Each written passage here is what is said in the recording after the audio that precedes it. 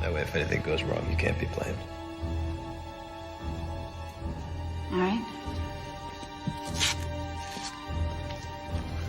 Any last words? Yeah. If I died, pretend I said something deep and clever. Remember those nights when you and your friends would stay up way too late, eat suspiciously greasy snacks, and scroll through a streaming service or dig through DVDs until someone shouted, "Hey, what about this?" Sometimes you'd pick something that was kind of a dud, sometimes a total masterpiece, and sometimes you'd stumble across a movie that lodged itself in your head for years. Hollow Man was one of those finds for me, but the weird, creeping kind of horror it builds stuck with me. The film has this skin-crawling energy that doesn't feel purely supernatural. It's rooted in something a lot more unsettling, a human being who becomes monstrous in a disturbingly believable way. At the center of the whole thing is Sebastian Caine. He's bright, he's arrogant, and he's terrifying in a way that's different from, say, a masked slasher or an otherworldly demon. He's the kind of genius who'd probably make Tony Stark roll his eyes, but with none of the charm that makes people forgive billionaire egos. Sebastian's intelligence matters, but the core of the film's fear is less about the invisibility technology and more about what that technology frees in him. He already has contempt for other people. Invisibility just removes the social and moral brakes. That's the movie's core move. Give a man who thinks he's better than everyone else a tool that makes him literally invisible, and watch what he does when nobody can stop him from acting on the worst impulses. Who is Sebastian Caine, really? Friends with an invisible monster. On the surface, Sebastian is the archetype of the brilliant scientist. He's a doctor at the top of his field, running a Pentagon-funded project to create a serum that can render a living person invisible and then bring them back. The stakes are enormous. The military sees immediate uses for such a discovery, and Sebastian eats that pressure up. He loves the intellectual puzzle, the rush of discovery, and the idea that his work could change things. That combination of ego and curiosity makes him compelling, at least right away. But beneath the accolades and the accolades' hungry smile is someone who treats people like tools. He doesn't see colleagues as collaborators. He sees them as either stepping stones or obstacles. He's condescending, patronizing, and ready to belittle anyone who questions him. That contempt isn't subtle. It shows up in how he talks to people, how he dismisses others' feelings, and how he treats the animal subjects used in experiments. His intelligence has not been tempered by a corresponding sense of responsibility or empathy. In other words, he's the kind of brilliant person whose confidence tips into cruelty. That's important because the movie doesn't suggest that invisibility alone makes someone evil. Instead, it argues that technology amplifies the moral makeup of the person using it. If you hand invisibility to someone who already believes they are above everyone else, you aren't unleashing a force of nature. You're handing a weapon to someone who wants to dominate and control.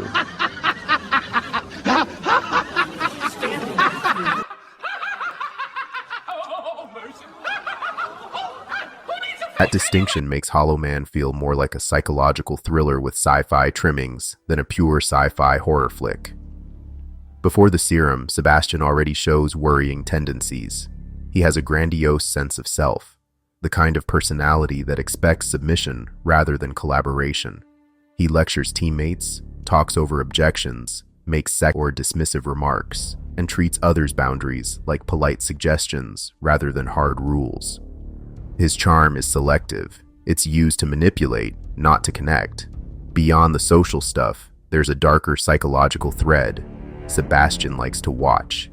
He seems to get a thrill from surveillance, observing people without their knowledge or consent, and he rationalizes ethical shortcuts as the cost of progress.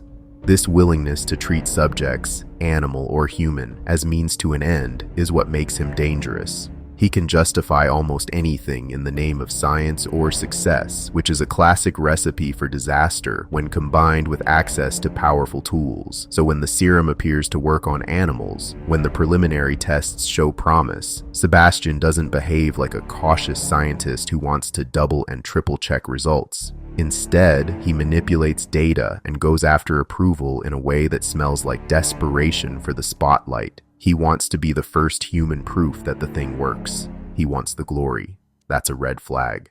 because it means his decisions are being driven by ego as much as by evidence. When the team gets promising results, the right scientific move is to keep testing and to follow strict ethical procedures, but Sebastian takes a shortcut. He falsifies or bends results to keep the project going, and he plans to test the serum on himself. He's confident, charismatic, and relentless. He wears down colleagues who raise concerns. Linda and Matt, two of the key team members, are wary, but eventually give in under pressure and complicated loyalties. That dynamic is painful to watch because the group's acquiescence is a mixture of personal relationships, professional ambition, and the skewed power dynamics of research teams funded by big institutions. The transformation is unpleasantly visceral. The serum doesn't turn him into a glamorous invisible agent. It's disorienting and physically brutal. His eyelids become translucent, his skin loses visible continuity, and he experiences the odd sensation of being present but unseen. For someone already addicted to dominance, that state is intoxicating. Imagine being a person who already prizes control and then suddenly having a way to exert it without consequence.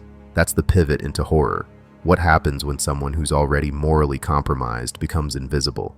At first, there's a weird honeymoon period. The invisibility is a scientific milestone, and Sebastian is supposed to be monitored while he recovers and while the team studies the serum's effects. But Sebastian doesn't use the downtime to reflect on the ethical nightmare he's created. Instead, he experiments on the social consequences of being unseen. He starts small, spying on colleagues, playing mean-spirited pranks, but the behavior escalates. Invisibility removes the social cues and immediate repercussions that normally hold people back. Without them, Sebastian slides from mischief into predation. That's the part that makes the movie feel especially nasty. It doesn't show invisibility as an abstract power. It shows everyday invasions, privacy violations, humiliation, and non-consensual intrusions, and it forces the audience to confront how much worse those acts become when the perpetrator has no fear of being identified or stopped. Where he once might have made crass comments, now he physically invades spaces and bodies without consent. The film doesn't shy away from how violating that is, and it uses those scenes to drive home that invisibility doesn't absolve moral culpability. It merely removes immediate enforcement. The team tries to set limits, temporary masks, gloves, monitoring, but these only make him look grotesque and fuel his sense of masked freedom. When attempts to reverse the invisibility fail, frustration hardens into rage. He becomes less interested in scientific discourse than in revenge or domination, and that shift is terrifying because the man behind it still knows how to plan, manipulate, and use his knowledge to cause harm. In practical terms, Sebastian's invisibility gives him a bizarre toolkit.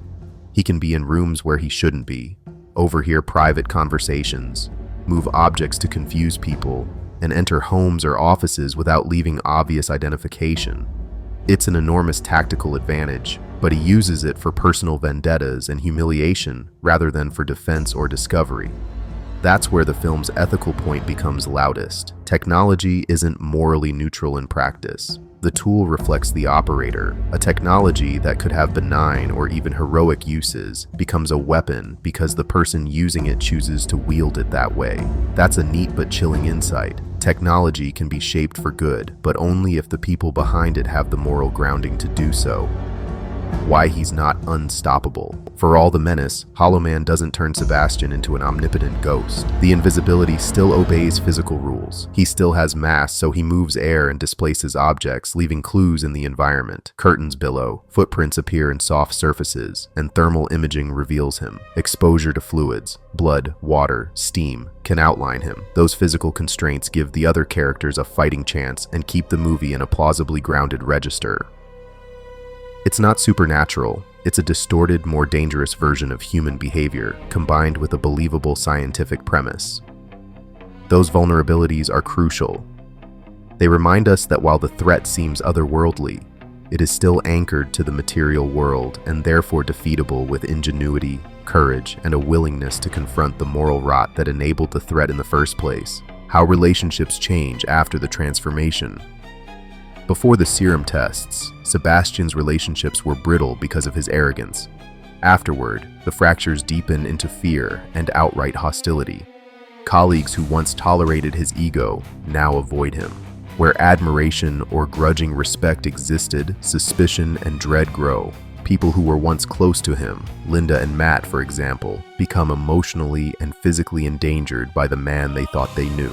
Sarah, the team's veterinarian, recognizes the cruelty Sebastian showed toward animals and sees the same patterns emerging with humans. That realization is wrenching because it shows that the seeds of danger were always there. The technology just let them sprout into something lethal. When Sebastian's behavior shifts to outright violence and murder, the film stops being a case study in scientific ethics and becomes a fight for survival. That's where Hollow Man is at its most visceral. The group has to confront the uncomfortable fact that the monster among them was not a supernatural creation, but a predictable consequence of a particular personality trait aided by technology. The moral horror, the idea that a person can become monstrous when given the chance, often hits harder than the physical terror. Ethical questions the movie raises. Hollow Man is more than a horror show. It's an ethical parable.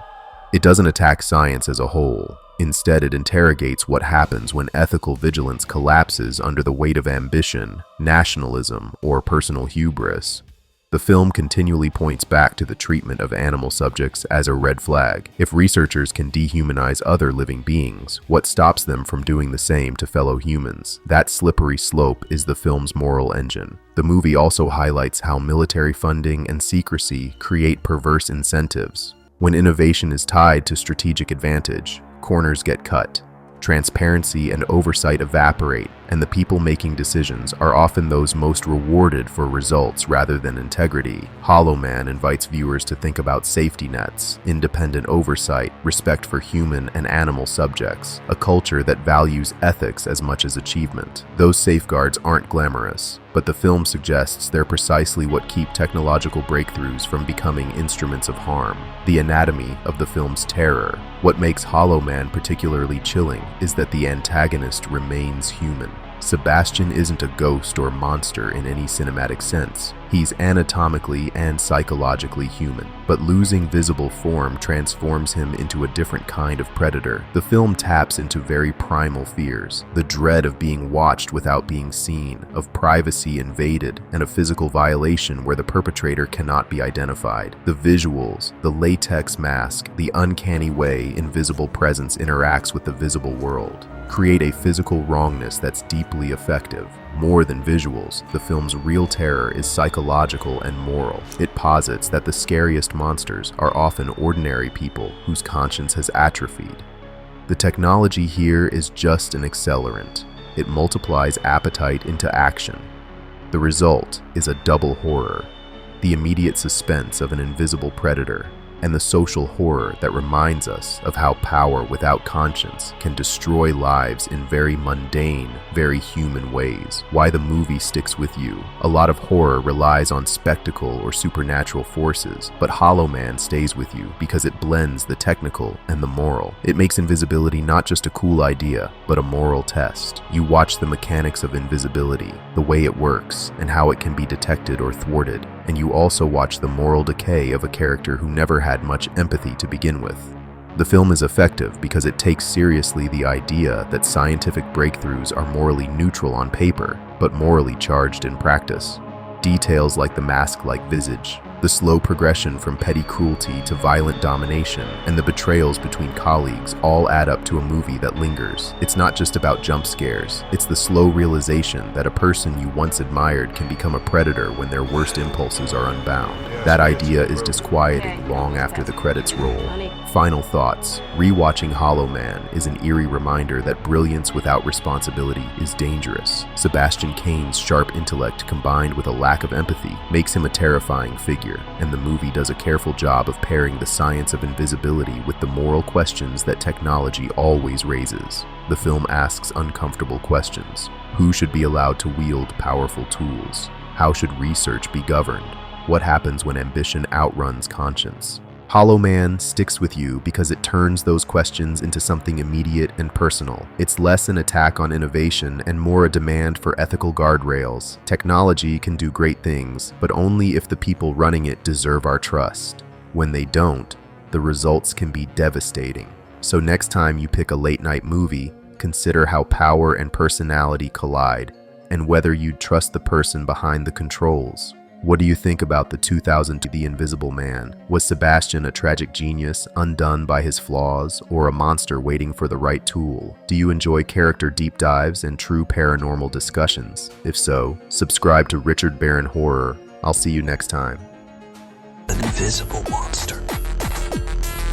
I like the pretty girl who lives next door, but she's never seen me either. And I really want to be friends with her.